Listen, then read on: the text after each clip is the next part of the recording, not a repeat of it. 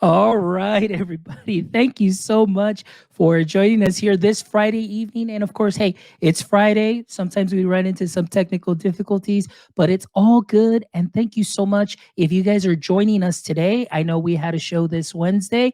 Guess what? We have a special show for you tonight. We are going to have an amazing, amazing conversation with a wonderful educator, a wonderful friend, and hopefully a wonderful resource for any of you that are interested in STEM education in the primary grade level. So, thank you guys for joining us today on this Friday evening. And today we've got Fiona Morrison, who's joining us all the way from Sydney, Australia.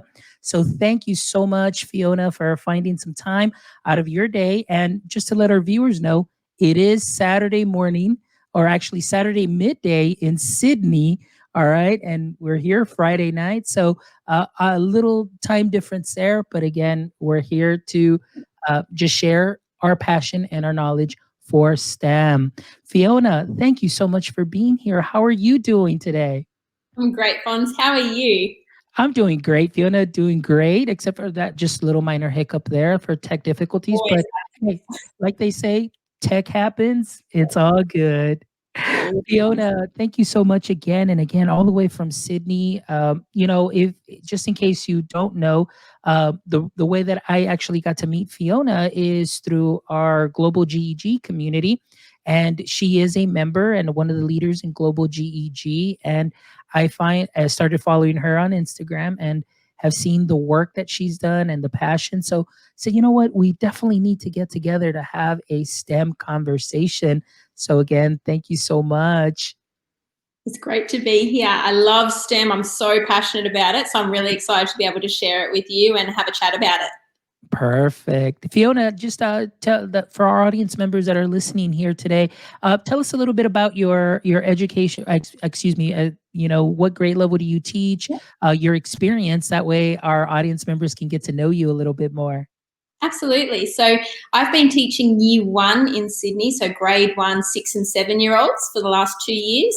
And prior to that, I was sort of teaching year two, so 7 and 8. So I'm really used to teaching those elementary infants grades, the younger students. I've had a little bit of maternity leave here and there with my own two boys who are 2 and 4. And before that, so I've been teaching since 2015. Before that, I was working with children through my church and through childcare. So I've literally been working with children for the last 15, 16 years. But it's only been in the last year with the pandemic and everything that I've really found my niche in STEM and with technology. Before last year, I wouldn't have said I was a technology person at all. And you can see I've got my robot and my computer shirt. It's all happening. Just the last year, I became a digital literacy coach at my school. So really supporting the staff in implementing technology for the students to engage them and finding innovative ways to help them with that. So that's just a bit about my journey so far. Oh, well, that's great. I'm really excited. And thank you so much for sharing your experience. And, like you said, that age level, I mean, it definitely, my praise goes out to you, that grade level. I never had the opportunity to teach that grade level, but I did do, fifth and sixth grade. So it's about 10, 11 year olds, going to 12 year olds in sixth grade, so on. So I know it could be very different, but it's wonderful. I loved those were my favorite years to work in when I was doing elementary school, and it could definitely be a lot of fun. But Fiona, before we get more into the STEM, can you tell us about your friend that you've got there? This is Robbie, the robot. So because I work with, he's a bit sad. Because I work with the little kids, I find, they just love the hands-on, something a bit different, a bit quirky. Like I'm a bit quirky, so I love those sorts of things. So this is Robbie, the robot. I use him to sort of introduce some of the coding concepts, algorithms and things. The students absolutely love it. They go off about it. So I just find him a great little introduction before I start getting into some of the nitty-gritty of the digital technology and the coding and algorithms and things like that. So I just thought I'd pop him in there because, it's always nice to have a friend with you. Oh, all the time. Now, Fiona, now you're talking my language here. And this is something that I really enjoyed what you just mentioned right now, the way that you use Robbie to introduce the concepts. And you mentioned algorithms. Yeah. And I mean, that's such a big word. It's like, wow, algorithms, what? Like algorithms in with 5, 6 year olds? I was like, Yeah, yes, So let's get a little bit more into that conversation here as far as absolutely. algorithms and the way that you go about introducing some coding and Yeah, basic programming with yeah. your 5 and 6 or the 5 and 6 year olds. Absolutely. So with the younger students, what I find is you just really got to break it down for them, make it really simple because, you just break things up and it's all about repetition. So I find that connecting coding and algorithms to things like procedure writing. So, making a peanut butter and jelly sandwich or making fairy bread here in Australia. We love all of that. So, talking about writing instructions and making your steps really explicit. And then we will do a pretend, okay, I'm going to follow your directions exactly how you've explained them to me. And the kids love it because, it just goes all over the place. They say, put the sprinkles all over the place. So you're throwing sprinkles everywhere. I was like, oh, were your instructions explicit enough? So I kind of find doing sort of like unplugged activities, like away from the computer, starting really simply with what are instructions, how can we make them specific, and then we go into the technology. Well, when we're trying to use a robot or when we're trying to use our computer, we're trying to give it instructions and steps to follow. So we need to be really specific in the instructions that we follow.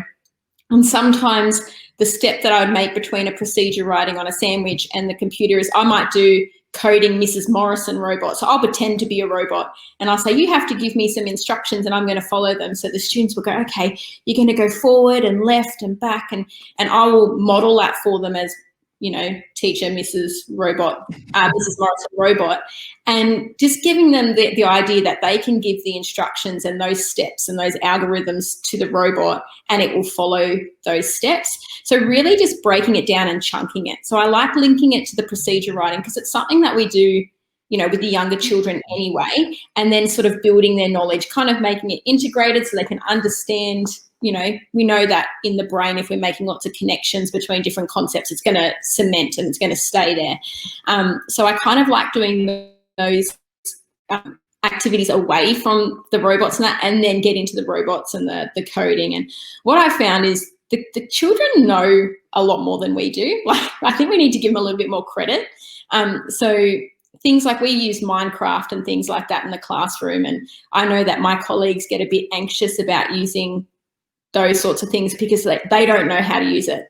And I say, let's give the kids a little bit of credit. They actually know a lot of how to use these things if you know the basics. And it's the same with the robots. I think the students pick it up really quickly, a lot quicker than we do, because I think they're just so immersed in technology, whereas we grew up maybe not so with as much technology. So I just find I build it up and then teach them the basics of the robot, let them have a bit of a play and a bit of an explore, and they come up with some amazing things. Oh, I love that. And actually, that's actually one of the activities that I love doing when we do the summer STEM camps here in our district is precisely that kind of same exercise where I'll just get like butcher paper here. So the students are writing procedures Yeah, and it is funny, really. I mean, to see what they come up with because, sometimes something as automatic as maybe brushing your teeth we really yeah, don't think about the steps, yeah, but then when they start writing the steps, and then yeah, what I do is I have the kids because they're a lot older, they're about fifth and sixth grade.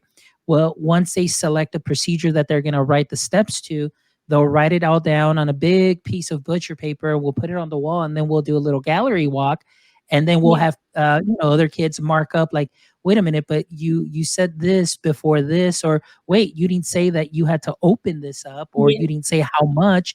yeah, And it really, you kind of see those the thought process or the little light bulbs go off where it's like, that's right. Kind of everything has an order. You must do things a certain way in order for, like we said, something like a sandwich to be made, a shoe to be tied, even putting on a pair of pants or things of that sort. yeah, So absolutely. it's very interesting, and I love, I think the reaction and also the exploration that comes along with that because even like you were saying with the grade levels that you teach, the age level sometimes we don't really give them enough credit that they do understand, they do comprehend.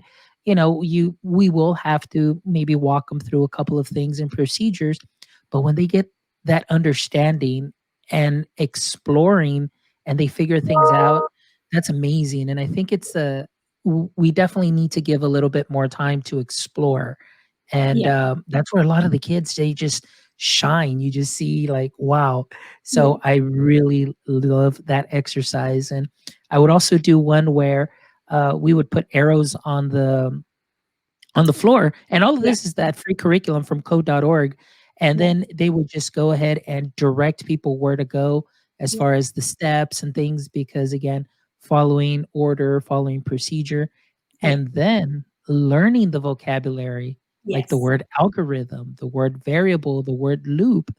Yeah. It's amazing. I loved it. Yeah. Yeah, it's fantastic. And I think once the students keep practicing those, you can then start transferring it to other robots or other activities, and they just pick it up. So we've done, blue bot robots with our students, and then they might do a code.org hour of code activity, and they can quite quickly pick up that this coding exercise is very similar to the coding of the robot. As you said, it's that shared language. Once they realize, okay, I'm just giving the algorithms and I'm putting those in, they can just recognize it and transfer it very quickly. So I find I really enjoy introducing it at a young age, because the students' brains are still malleable. Like, you can still teach them things. They soak things up a lot quicker.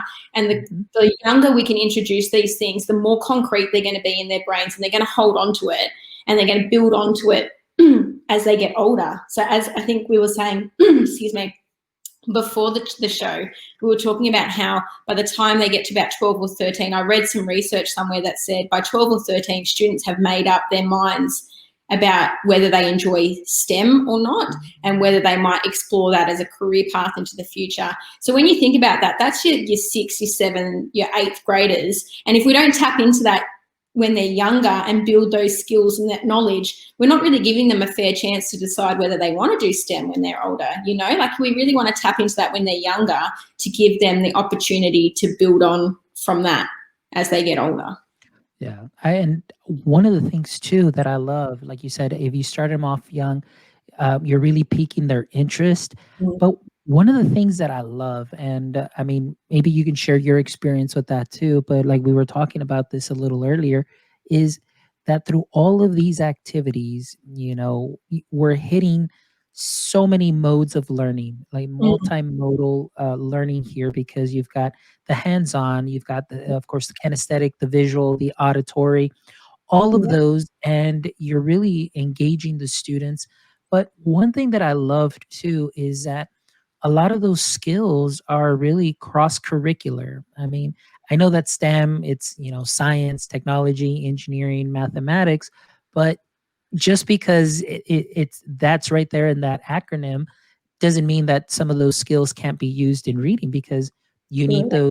those comprehension skills, collaboration when you're working on projects. So I think that these kind of activities really do a lot more good in the long run, because they build those skills for every subject, not Yeah. just those particular ones that STEM covers. So, what has been your experience with that?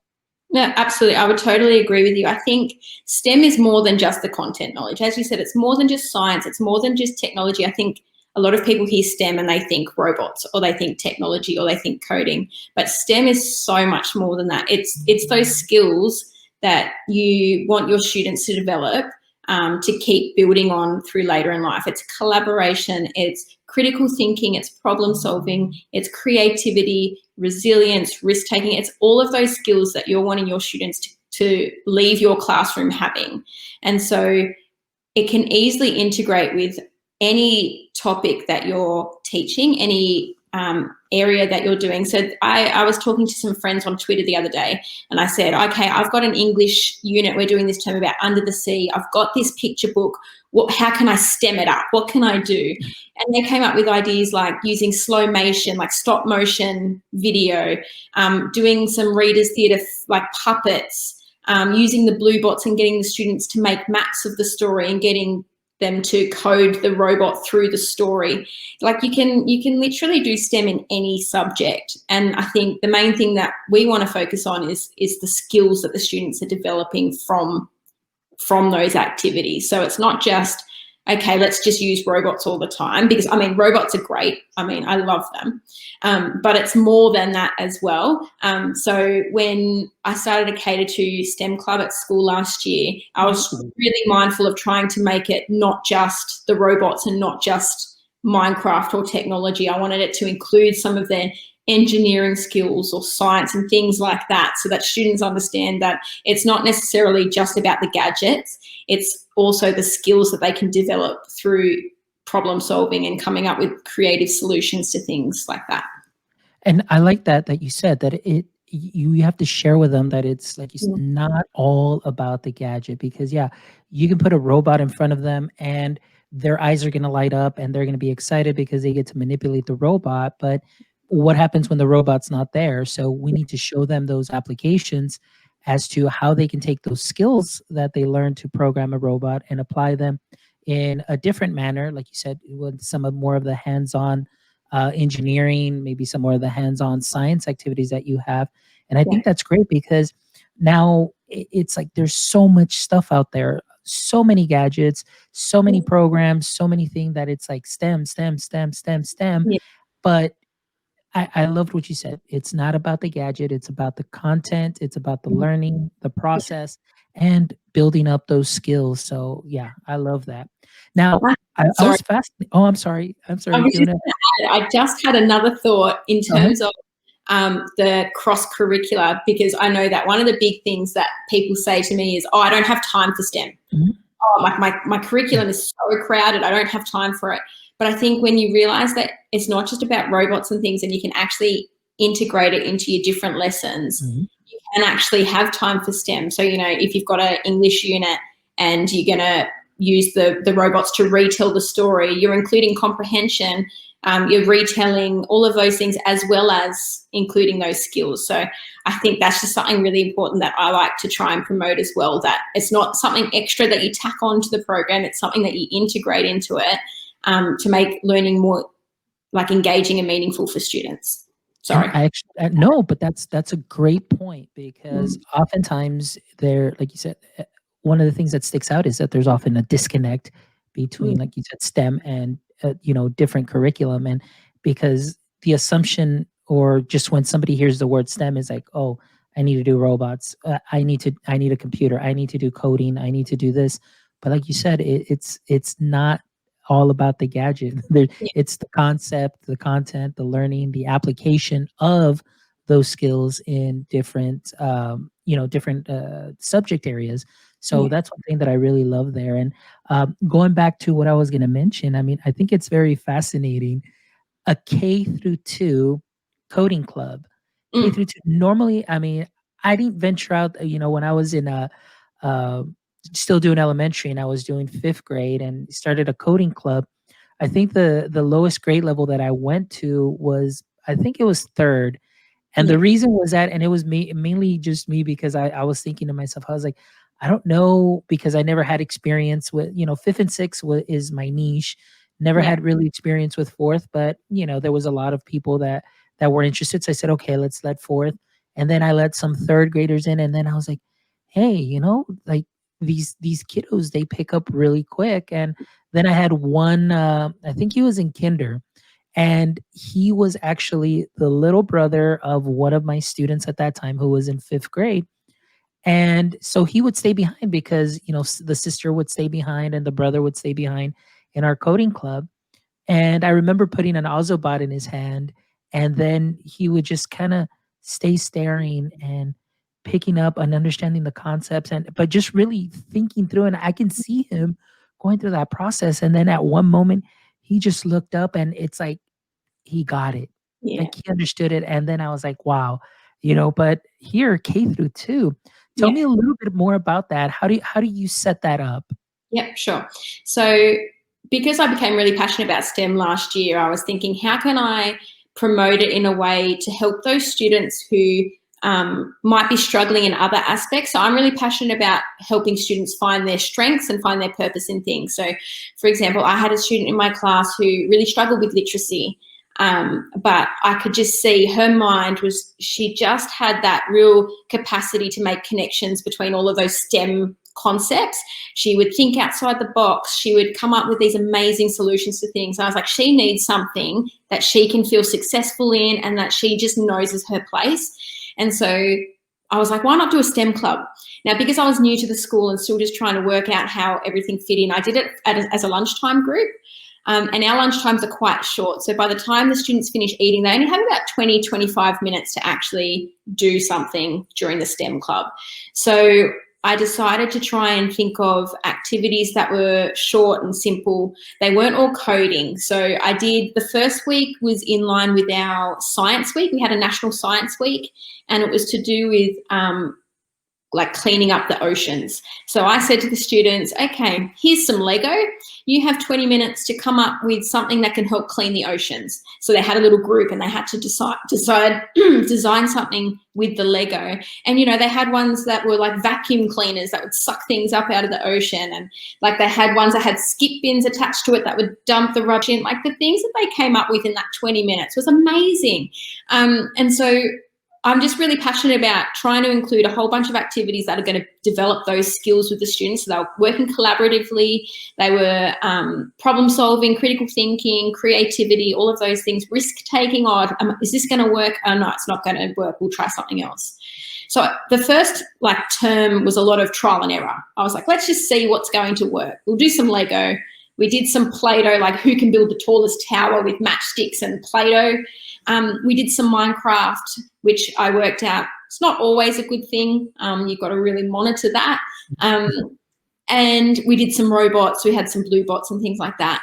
In the second term, I decided to try and do a more long-term activity with the kids. So I said that they had to choose an area of the school that they wanted to redesign and make better. So what's a part of the school that you think, oh, we need to add a slide to the playground? Or one of them decided they wanted to build an underground base under the playground. So we got some cardboard, we got some make-do sets. They're like recyclable materials to help put cardboard together.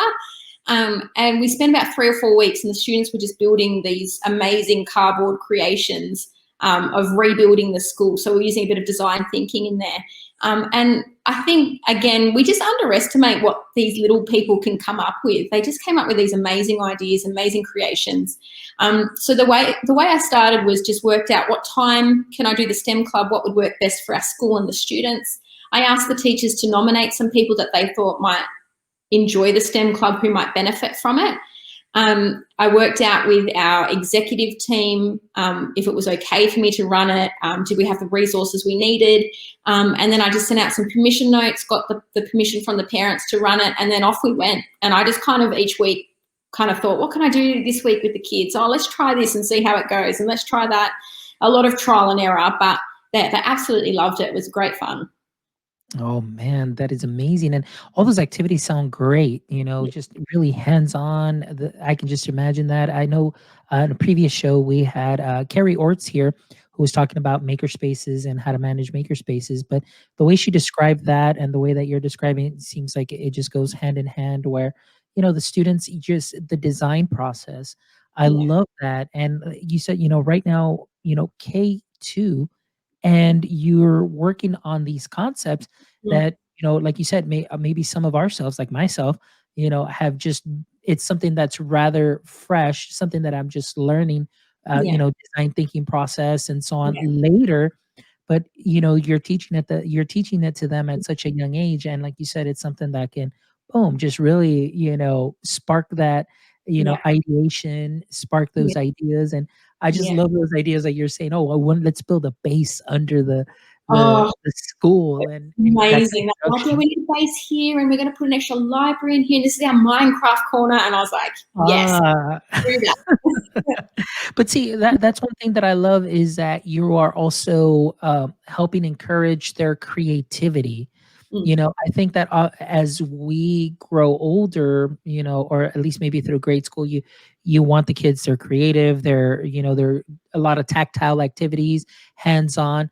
But then as we progress, everything just goes from hands on to building to here's a worksheet and fill that in, and then here's this other packet and fill that in, and you kind of lose that kind of creativity that when you for an older student, just like myself during our STEM camps when we're in fifth and sixth grade, giving them materials and we're like, here you go, get creative. And so one of the activities that we did was we have some spheros. And so we were going to do kind of like a last man standing, like joust with the balloons. And then we would put a little thumbtacks and we're like, okay, design. Yeah. And here you go. And they're just kind of like, well, what do you mean? Like how? I was like, yeah, just get creative. I mean, look, and we put a video up, and but and so it was difficult to kind of get them, but once they Yeah. started, moving things around and started, breaking things and taping things together and started constructing, it, it's it was just insane just seeing their what their creations and what they were doing, but it was so awesome to see. So Yeah. I think that's something that is very important, Yeah. especially in primaries, to be able to take advantage of that during this time. Like you Yeah. said, when children's brains are a little bit more malleable, they have that curiosity, that Yeah. understanding, and develop those skills. So when they do move up through middle school and high school, they can come back and harness that learning that they did and Yeah. apply it to those skills later on. So I think that's a great idea. And I think that they have that slightly less fear of failing.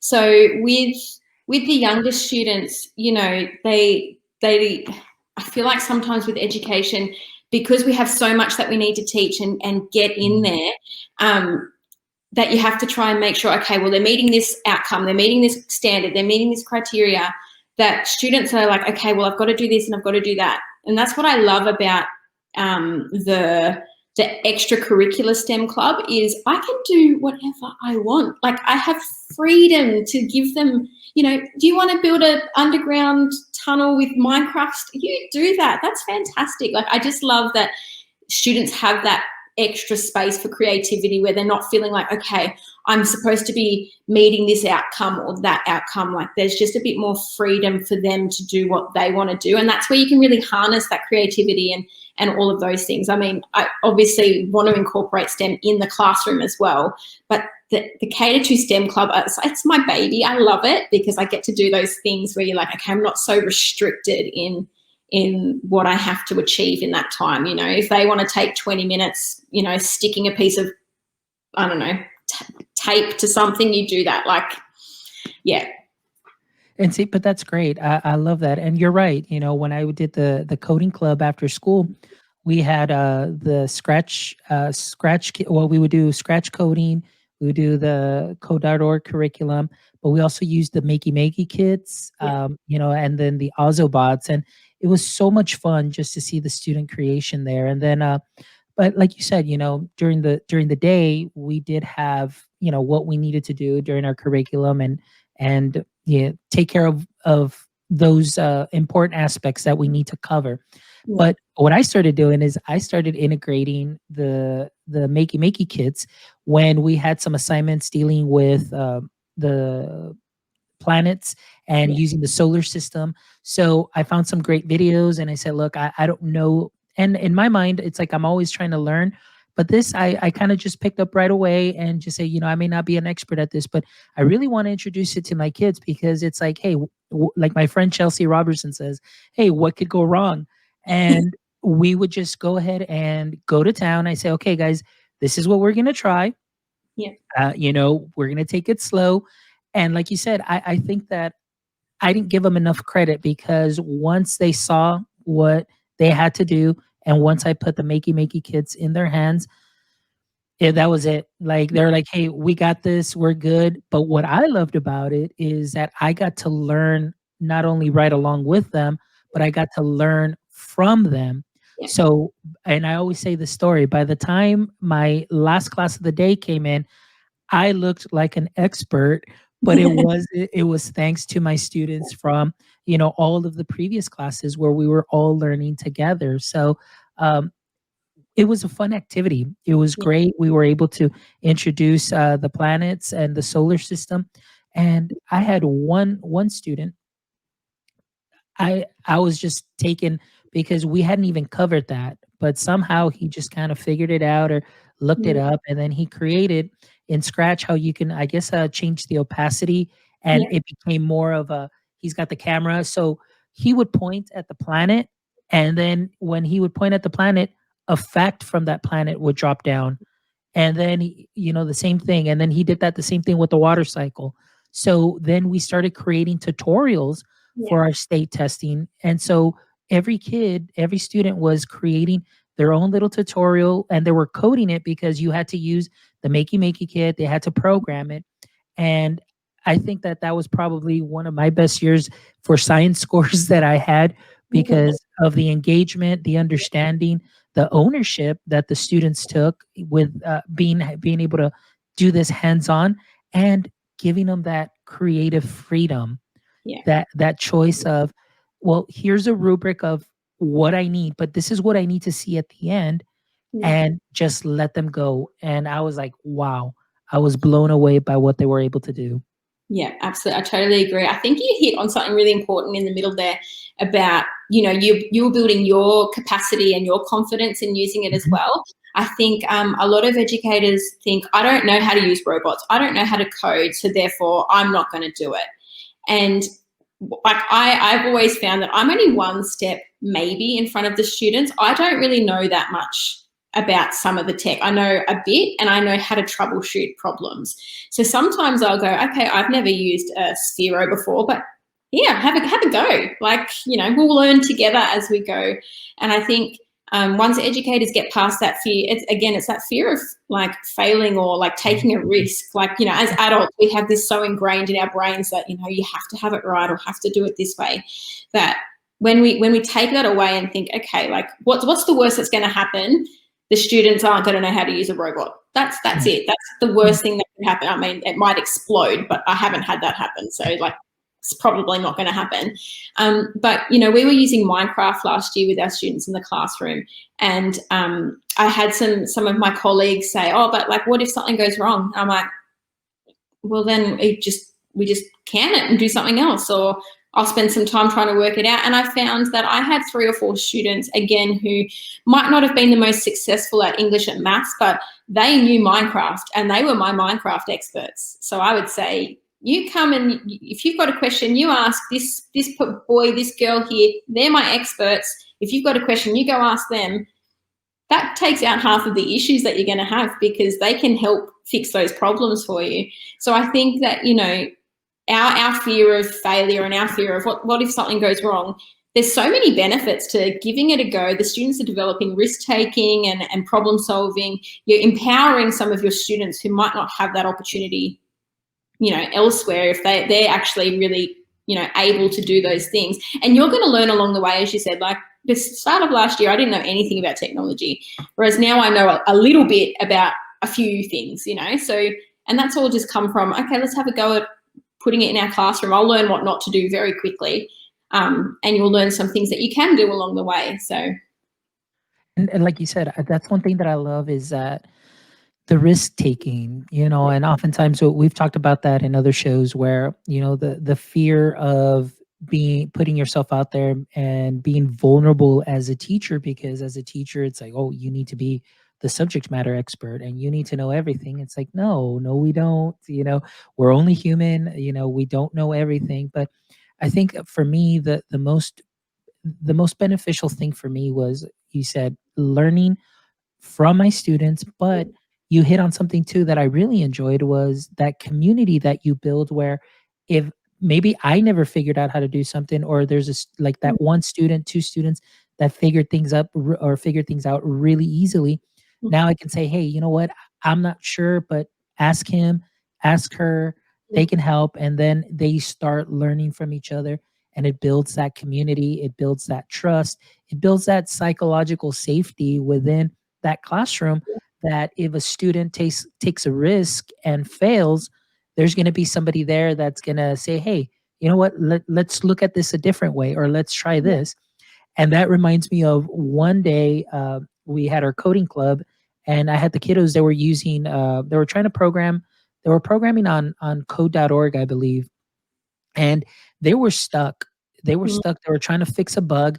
It was already 5 o'clock, and it was like, hey, you know what, guys, it's time to go. Actually, it was 4:15. I'm sorry, because we let out at 4:15, and so they're like, no, like I need to figure this out. mm, And the student was real adamant. Like he's like, I don't want to leave until I figure this out.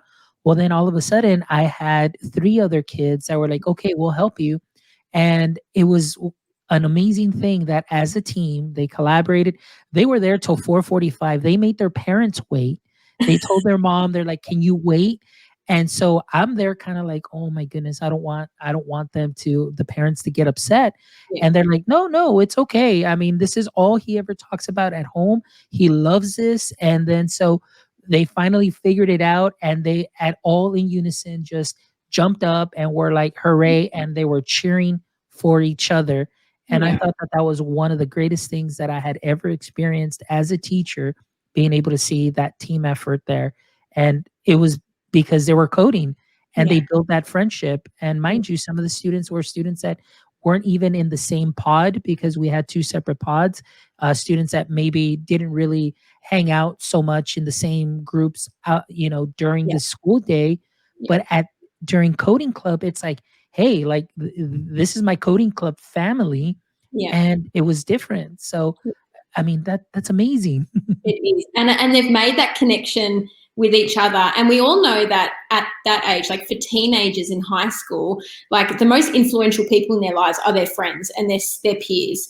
So if they're going to learn something from each other, they're going to hold on to that a lot more than they might. I mean, obviously teachers have a crucial impact on their lives, but we know that they are influenced by their peers. So if they're learning together with their peers and they pick something up, they're probably going to retain that a lot more than if a teacher's at the front of a classroom telling them, this is what you need to know. Like if they're building that relationship together, yeah, it's Yeah. fantastic. It is. It really is. And so, I mean, so many benefits that we've talked about, and what this can do, and especially for you, like since I don't have that experience, it's wonderful to hear that experience for a K through 2 coding club. And I could just imagine if maybe hopefully there is a teacher that there that might be interested to doing maybe third through fifth, or however Mm, the grade levels go. But it all starts somewhere.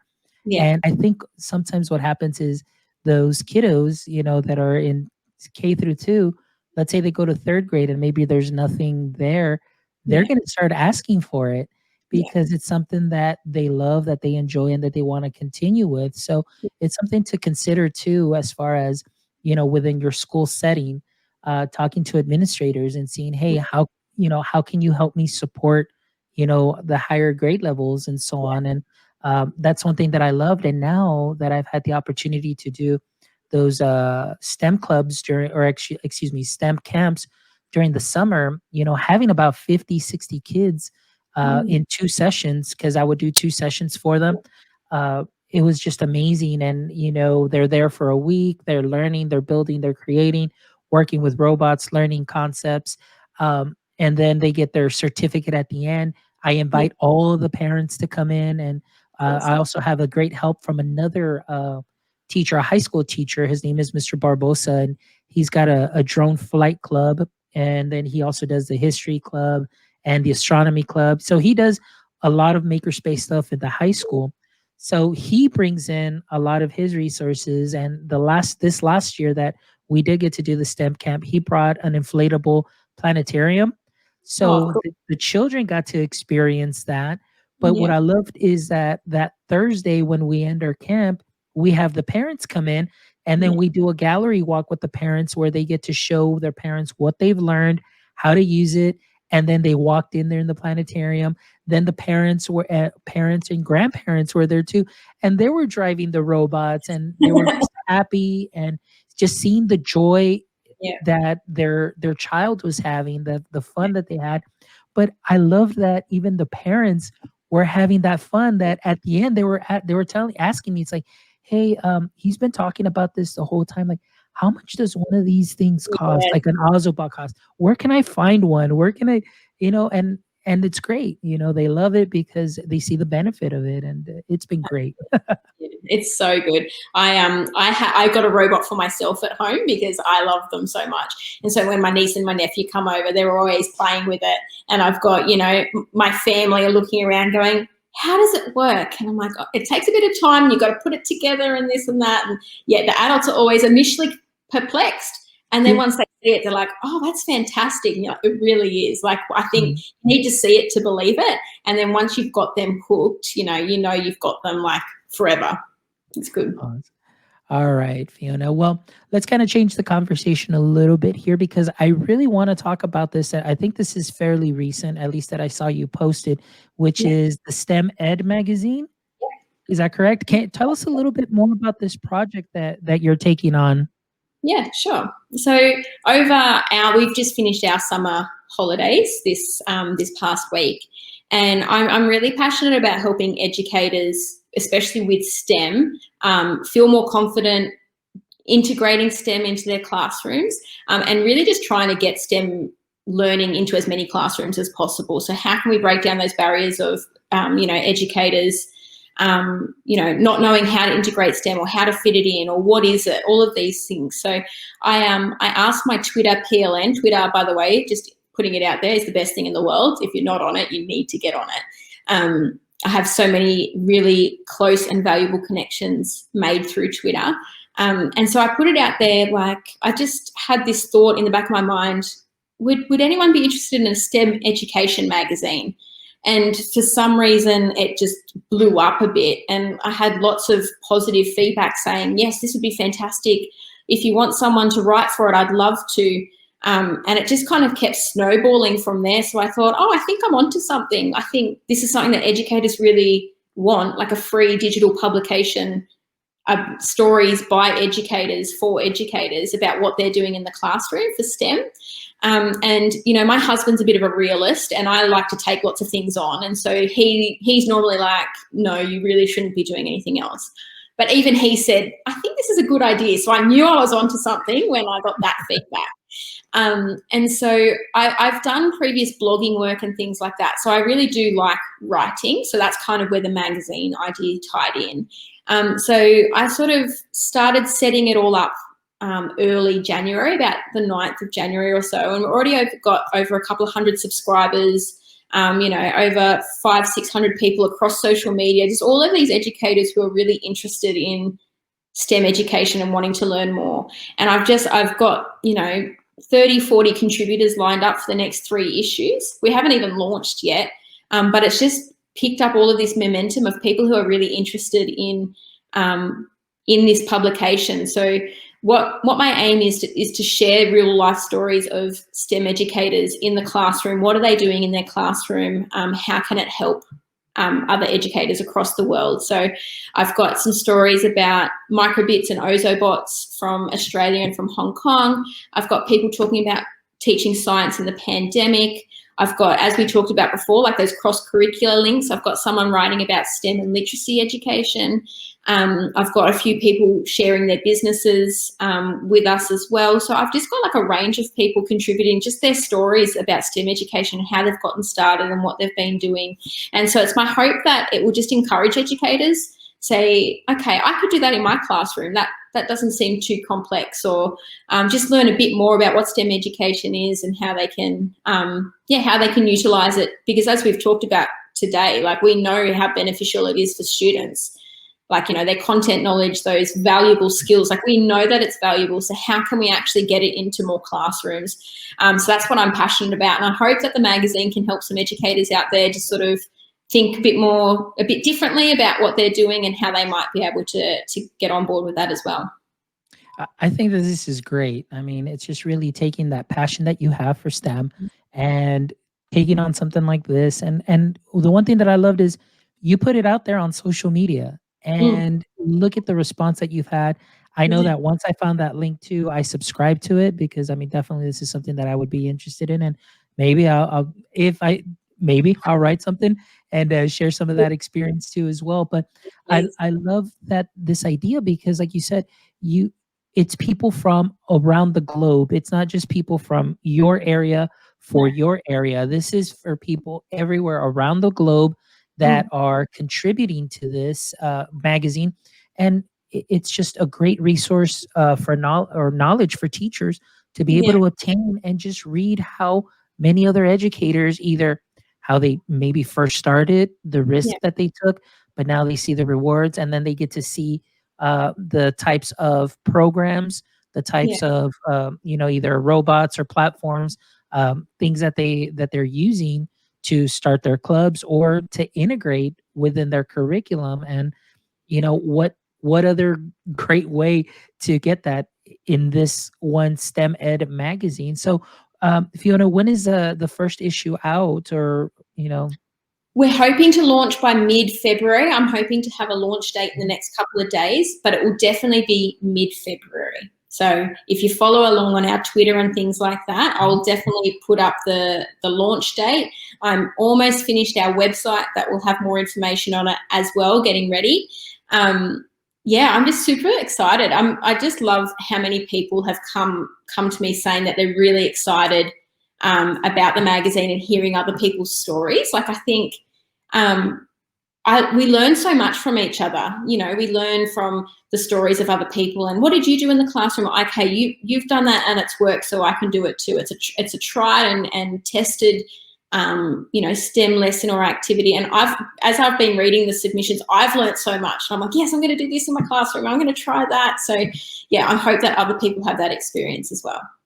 I hope so too. I'm really excited. I'm just popping in the link here, guys, in the chat. So those of you that are going to be rewatching this later, it'll be there in the chat. It'll also be in the show notes. That way you can get a hold of Fiona through her Twitter account, but also so you can follow STEM Ed Magazine as well. Because again, it's all about connecting educators. And here you're connecting those educators that are interested in STEM, or maybe those that are curious and they want to see, and maybe they're just kind of a little bit hesitant as to start. This Yeah. could be that springboard that can get them just jumping and diving right into the wonderful world of STEM, and understanding that it's not just all about the gadgets. It's not all about building and doing. We got to look deeper than that. It's the concepts that they're learning, collaboration skills, that critical thinking, mathematical skills. All of that will tie in together, and it's just going to be a wonderful experience. But Fiona, thank you so much. I really appreciate you being here. This was such a wonderful conversation, and then just to hear the wonderful work that you're doing with K through 2 kids in your coding club, and the excitement that they have. And it just really made my heart happy just hearing about those underground bases that they want to build. They want to improve the recess area with slides and all of that. And so more power to you. I wish you the best. Continue doing what you're doing, because you're definitely a wonderful resource to your school district, your school, and to your students. So thank you so much for being here. And also, since you are part of the PLF, anytime that you'd love to come back, and hopefully once you launch your magazine, we'd love to have you back, and maybe you can get some of the collaborators there that would love to be on, so that they way they can share their experiences, and we can have kind of like a STEM roundtable. I think that would be a great experience. So as always, like I say, all my guests, you are part of the PLF, the personal learning family, and you will always have an open invite to the show. So keep that in mind. I look forward to seeing you, hopefully, about February, when the mag comes out. Locked in. Perfect. So, guys, those of you that are watching and listening, thank you so much. I appreciate Mel. Mel was here earlier. She did say hi to you, Fiona. I know Mel's from Australia too as well. Now she's teaching in Colombia. And we also had a message here from Raf Teach Lib e-learning. Awesome work, B. Such an amazing educator doing brilliant things in STEM. Can't wait for your magazine. Thank you so much for joining us with your comments today. And friends, thank you again, those of you that took the time out of your Friday evening. I know it's Friday, it's time to unwind, but those of you that were here, thank you so much. If you didn't catch us today, you can always catch the replay on our YouTube channel. And of course, the podcast will be up shortly. So thank you very much, my friends, and we'll see you back here next Wednesday. And until next time, stay techie, my friends.